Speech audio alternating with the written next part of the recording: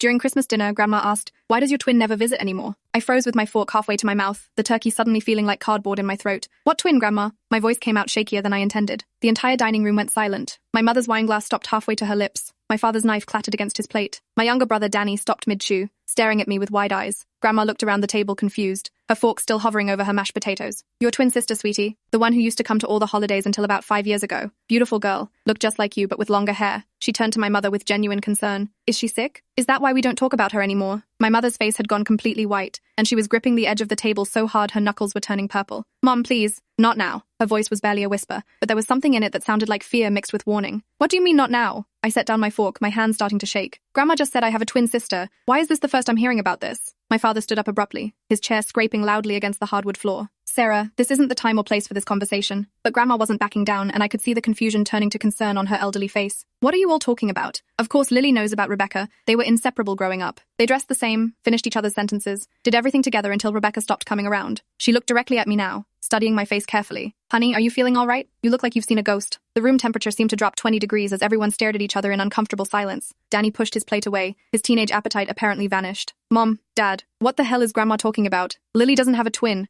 She's an only child except for me." But even as he said it, I could see doubt creeping into his expression. My mother stood up and walked to the china cabinet, her movements stiff and mechanical like someone in shock. She opened the bottom drawer and pulled out a photo album I'd never seen before, its cover dusty and worn like it had been hidden away for years. "I didn't want you to find out this way," she said quietly, setting the album on the table in front of me. "We thought it would be easier if you just forgot. The doctor said it was possible, that trauma could erase memories if they were painful enough." My hands trembled as I opened the album, and what I saw inside made my breath catch in my throat. Photos of 2 identical little girls, maybe 4 or 5 years old, wearing matching pink dresses and holding hands. 2 girls blowing out birthday candles together, opening Christmas presents together, playing in a backyard I recognized as ours. In every single photo, one of the girls was me. I could tell by the small birthmark on my left wrist that I'd had since birth. The other girl looked exactly like me but had slightly longer hair and was wearing a small silver bracelet I didn't recognize. "Who is this?" My voice cracked as I pointed to the other girl in the photos. "That's Rebecca," my father said heavily, sitting back down like his legs could no longer support him. "Your identical twin sister. You two were born together, grew up together, did everything together until you were 16 years old." The room started spinning as I flipped through page after page of evidence that I'd had a sister, a twin sister, that I had absolutely no memory of whatsoever. Photos of us at Halloween dressed as matching witches, at the beach building sandcastles together, at school concerts standing side by side. In one photo we were teenagers, maybe 14 or 15, with our arms around each other and identical smiles that showed we were genuinely close. Why don't I remember any of this? I was starting to hyperventilate, and Danny reached over to grip my hand, his face pale with shock. "Where is Rebecca now? What happened to her?" My parents exchanged a look that communicated volumes without words, the kind of look that comes from years of keeping a painful secret.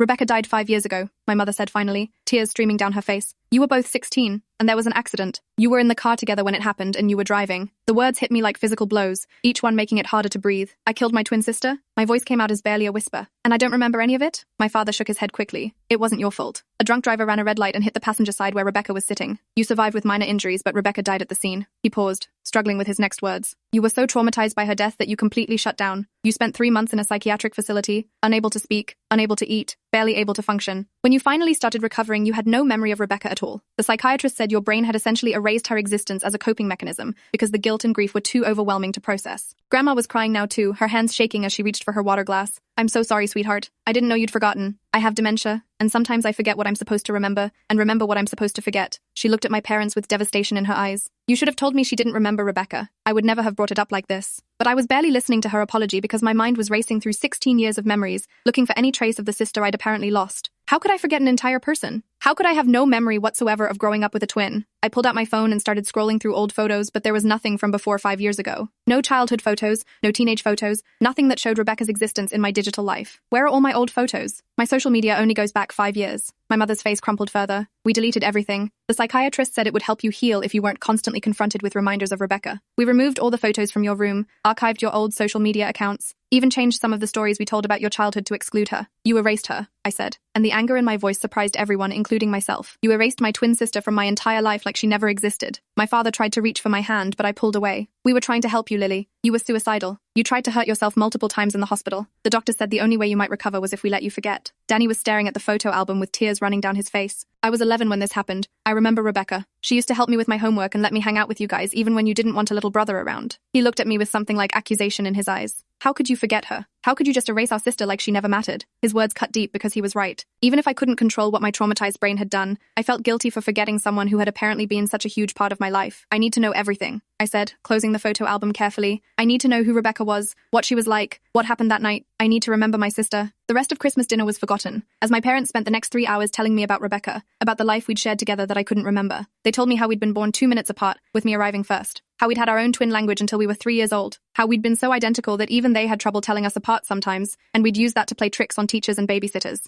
You two were inseparable, my mother said, pulling out more photo albums from the hidden depths of the china cabinet. Rebecca was the more outgoing one, always making friends and starting conversations. You were quieter, more thoughtful, but together you balanced each other out perfectly. She showed me photos of birthday parties where Rebecca was clearly the center of attention while I hung back watching. Photos of school plays where Rebecca took the lead role while I worked backstage. Photos that showed two halves of a whole that I couldn't remember being part of. What was she like as a person? I asked, needing details that went beyond the photos. My father smiled sadly. Rebecca was funny, sometimes too funny. She'd make jokes at inappropriate times and get you both in trouble. She loved animals, wanted to be a veterinarian. She was terrible at math, but amazing at art. She could draw anything after seeing it just once. He pulled out a sketchbook from another drawer, and I realized he'd been hiding these things around the house for years, keeping Rebecca's memory alive in secret while helping me forget. The sketchbook was filled with beautiful drawings, landscapes, portraits, animals, and repeated sketches of a girl who I realized was me. Rebecca had drawn her twin sister over and over, capturing expressions and moments that showed how well she'd known me. On the last page of the sketchbook was a drawing of the two of us sitting back to back, looking in opposite directions but connected. Written underneath in flowing handwriting were the words, "Two halves of one soul." "Tell me about the accident," I said, even though I could see the pain it caused my parents to revisit that night. My mother took a deep breath. "It was December 20th, 5 years ago. You two were coming home from a Christmas party at your friend's house. You were driving because Rebecca had a headache and didn't feel up to it. You were only 2 blocks from home when a drunk driver ran a red light and hit the passenger side going 60 miles an hour. She paused, wiping tears from her eyes. Rebecca died instantly. The doctor said she didn't suffer, that the impact killed her before she could feel pain. You were physically fine except for a broken wrist and some bruises, but mentally you were completely destroyed." My father continued the story when my mother couldn't. "You kept screaming that it should have been you driving on the passenger side, that you should have died instead of her. You said you couldn't live without your other half, that you felt like half a person." Danny spoke up quietly from his end of the table. "I remember you in the hospital. You just stared at the wall for days. You wouldn't talk, wouldn't eat, wouldn't acknowledge anyone. It was like you died too, but your body just hadn't figured it out yet." He looked down at his hands. "Mom and Dad were scared they were going to lose both daughters. I was scared I was going to lose my big sister." The psychiatrist reports, which my parents showed me with reluctance, painted a picture of severe trauma and dissociative amnesia. The doctors had documented how I'd progressively lost memories of Rebecca, first forgetting the accident, then forgetting the days leading up to it, then weeks, then months, until eventually my brain had erased her entirely from my conscious memory. "It's called dissociative amnesia," my mother explained. "Your brain essentially deleted the memories that were causing you unbearable pain. The doctors said it was rare but not unheard of, especially in cases of extreme trauma and survivor's guilt. But how did I function?" I asked, trying to understand how I could forget an entire person and still live a normal life. All my memories from before the accident must have involved her. How did I not notice the holes? My father explained that our brains are remarkably good at filling in gaps and rewriting narratives to make sense of our experiences. "You essentially rewrote your childhood in your mind, editing Rebecca out of every memory and replacing her with other people or with yourself alone. Your brain turned shared experiences into solo experiences, group photos into individual moments. The few times someone mentioned Rebecca in front of you,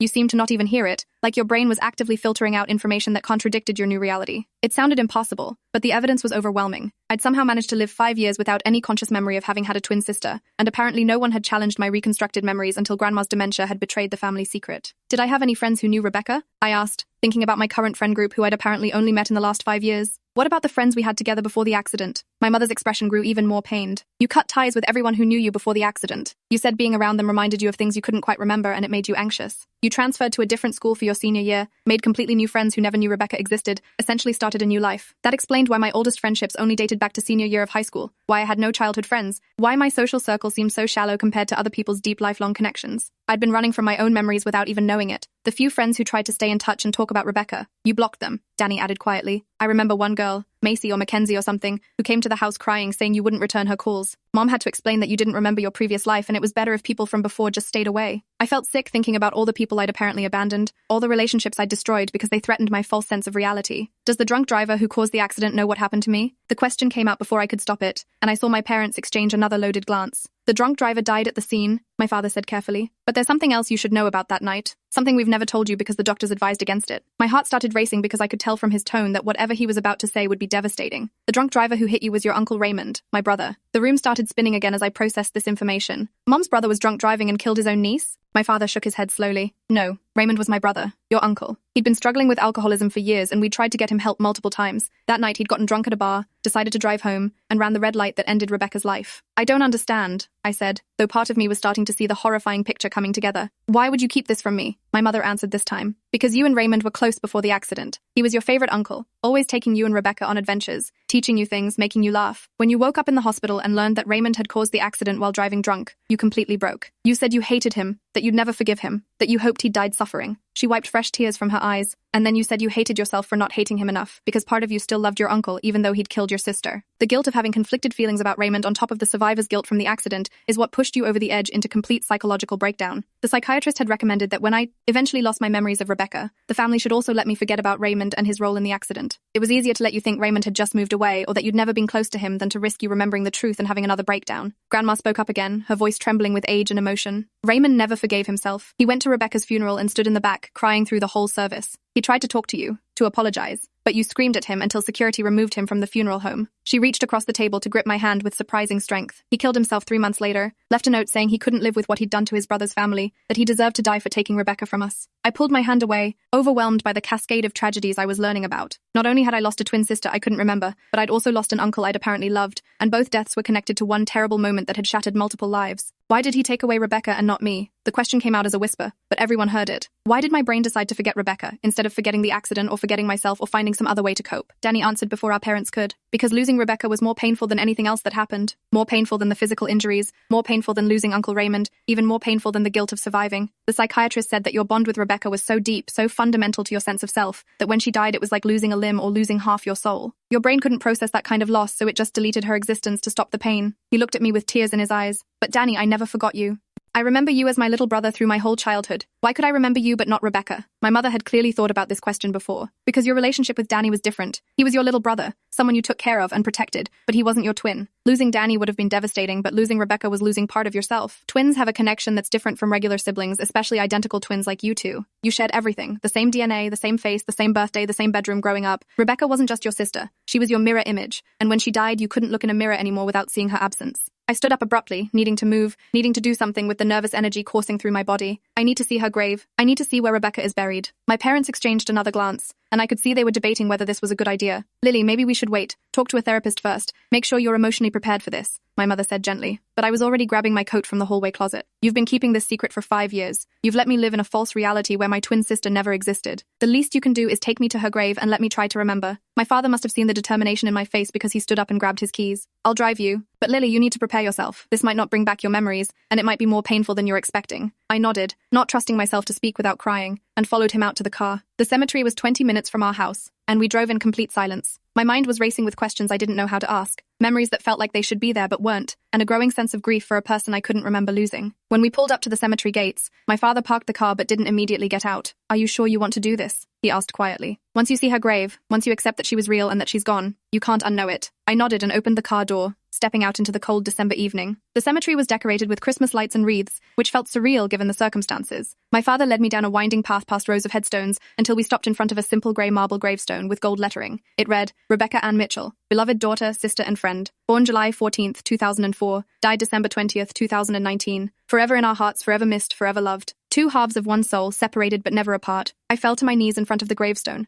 my legs giving out as the reality hit me. This was real. I'd had a twin sister named Rebecca who died 5 years ago, and I'd completely forgotten she existed. The grave was well maintained, with fresh flowers despite the winter weather, and I realized my parents must have been coming here regularly all these years while keeping it secret from me. I'm so sorry, I whispered to the gravestone, tears streaming down my face. I'm so sorry I forgot you. I'm so sorry I wasn't there for you. I'm so sorry you died and I lived. My father knelt down beside me and put his arm around my shoulders. Rebecca wouldn't want you to feel guilty, Lily. She loved you more than anything in the world. The last thing she said before you two left for that party was that she loved you and she was glad you were her twin. His voice broke on the last word, and I realized he was crying too. She wouldn't want you to spend your life mourning her. She'd want you to live enough for both of you. We sat there in the cold for what felt like hours, me crying into my hands while my father held me and occasionally shared memories of Rebecca that he thought might help me understand who she'd been. He told me about the time Rebecca had convinced me to dye our hair different colors so people could tell us apart, but we'd switched colors halfway through because we missed being identical. He told me about Rebecca's terrible singing voice and how she'd sing loudly in the car just to make me laugh. He told me about the secret language we'd developed and how even he and my mother couldn't always understand what we were communicating with, just looks and small gestures. Each story felt like a knife to my heart because I should remember these things, I should have these memories, but my brain had locked them away somewhere I couldn't access. Will I ever remember her?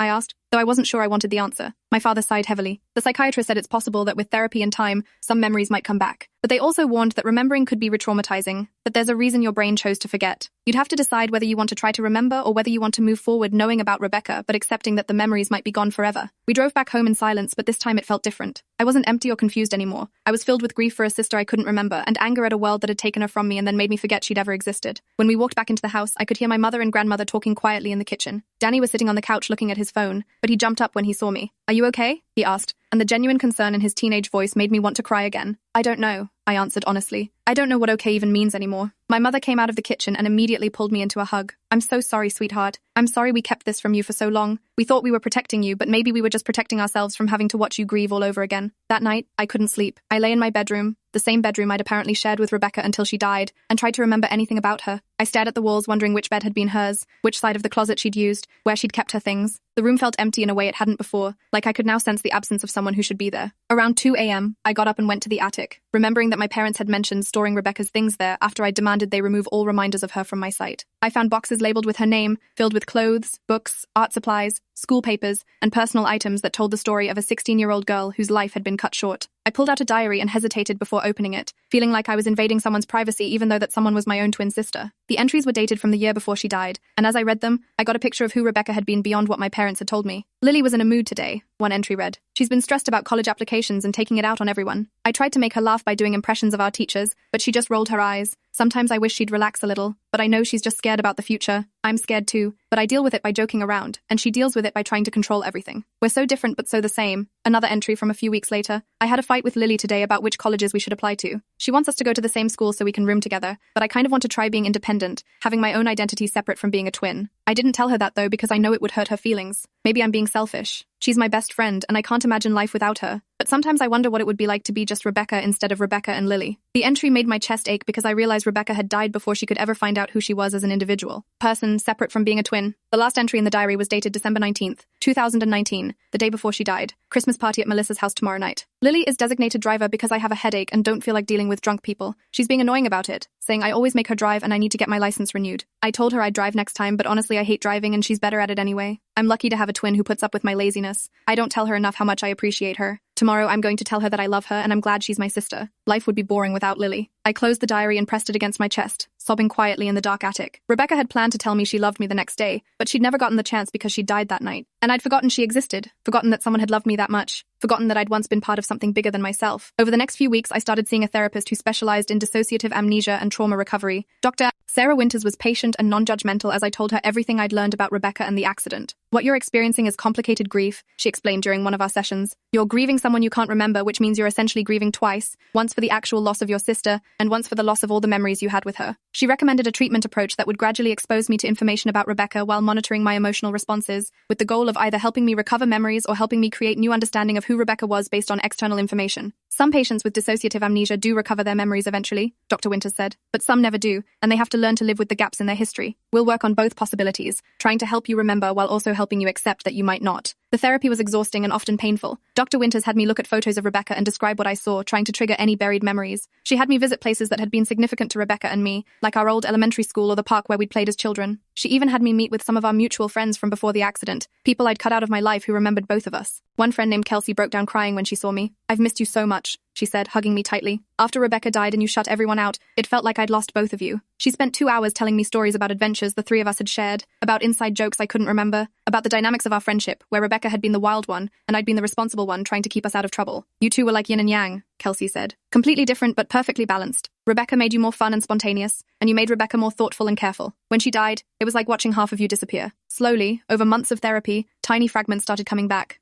Not full memories, but flashes of moments. Rebecca's laugh, the way her hand felt holding mine, the smell of her strawberry shampoo. One day, I was driving past a coffee shop and suddenly remembered sitting there with Rebecca, both of us drinking hot chocolate and complaining about a math test. The memory hit me so hard I had to pull over and catch my breath, crying in the parking lot as I realized it was the first real memory I'd recovered. Dr. Winters warned me that the returning memories might not be linear or complete, that I might remember random moments while still having gaps in major events. Your brain is protecting you by letting memories return slowly, in manageable pieces, she explained. If everything came back at once, it might be overwhelming and could cause another breakdown. So I learned to be patient with myself, to accept the fragments as gifts rather than mourning what was still missing. My relationship with my parents improved as they opened up more about Rebecca and stopped trying to protect me from painful truths. My mother started sharing stories at dinner, reminiscing about funny things Rebecca had done or said. My father took me to Rebecca's grave every month, and we'd sit there together talking to her, telling her about our lives, asking her questions we'd never get answers to. Danny and I grew closer too, bonded by our shared grief and his memories of the sister I was still trying to piece together. You're different than you were before Rebecca died, he told me one day. Before, you were lighter somehow, more confident. After she died and you forgot her, you became more serious, more guarded, like you were afraid of getting close to people in case they disappeared too. His observation made sense, of course. I'd developed trust issues and emotional walls after experiencing trauma I couldn't consciously remember, but that my body and subconscious clearly hadn't forgotten. A year after that Christmas dinner where everything changed, I went back to the cemetery alone. It was December 20th, the 5-year anniversary of Rebecca's death, and the 1-year anniversary of me learning she existed. I brought flowers and a letter I'd written to her, trying to express everything I'd learned and felt over the past year. Dear Rebecca, the letter began. I'm sorry it took Grandma's dementia for me to find out about you. I'm sorry I forgot you existed and let everyone erase you from my history. I'm sorry you died and I lived, and I'm sorry I spent 5 years living a life that should have included you. I read the entire letter out loud at her grave, not caring if other cemetery visitors thought I was crazy. I'm trying to remember you, trying to piece together who you were and who we were together. I've recovered some memories now, fragments of moments, the sound of your voice, the way you made me laugh. It's not much, but it's something. Doctor, Winter says I might never remember everything, that some memories might be lost forever. But I'm okay with that now because I know you were real, I know you mattered, and I know you loved me even if I can't remember loving you back. As I stood to leave, I noticed something I'd missed before. On the back of Rebecca's gravestone was an inscription I hadn't seen on my first visit. Until we meet again, save a place for me where the twins can be together once more. My mother must have added that inscription later, a promise that someday, somehow, Rebecca and I would be reunited and whole again. The thought gave me comfort even though I wasn't sure I believed in an afterlife. I took a photo of the inscription and set it as my phone wallpaper, a constant reminder of the sister I'd lost and found and lost again in different ways. Living with this knowledge was harder than living in ignorance, but it was also more honest, more real, and ultimately more meaningful. I was no longer living a lie or hiding from a truth that shaped who I was. I was facing my history, however painful, and learning to carry the weight of loss while still moving forward with my life. Thanks for exploring all these questions with me today. It's been a pretty curious little journey to share together. Until next time, take care. Subscribe for more content like this.